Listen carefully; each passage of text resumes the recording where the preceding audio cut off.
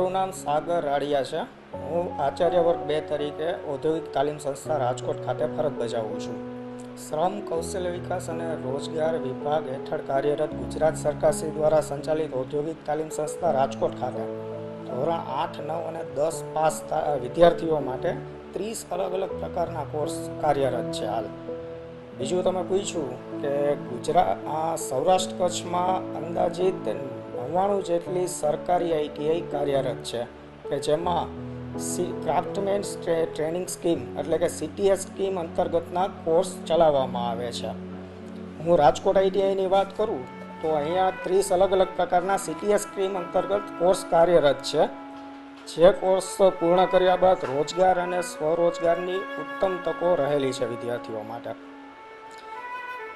આ કોર્સ રાજકોટની આસપાસની ઇન્ડસ્ટ્રીઓમાં આ કોર્સ પૂર્ણ કરેલા તાલીમાર્થીઓની ઘણી બધી રિક્વાયરમેન્ટ છે. વધુમાં આઈટીઆઈ ખાતે Nestle, Maruti Suzuki, Honda, Tata motors, Samsung જેવી મલ્ટીનેશનલ ઘણી બધી કંપનીઓ દર વર્ષે પોતાના પ્લેસમેન્ટ માટે ઇન્ટરવ્યૂ માટે આવતી હોય છે અને બહોળા પ્રમાણમાં અહીંના તાલીમાર્થીઓ તેમાં સિલેક્શન થાય છે.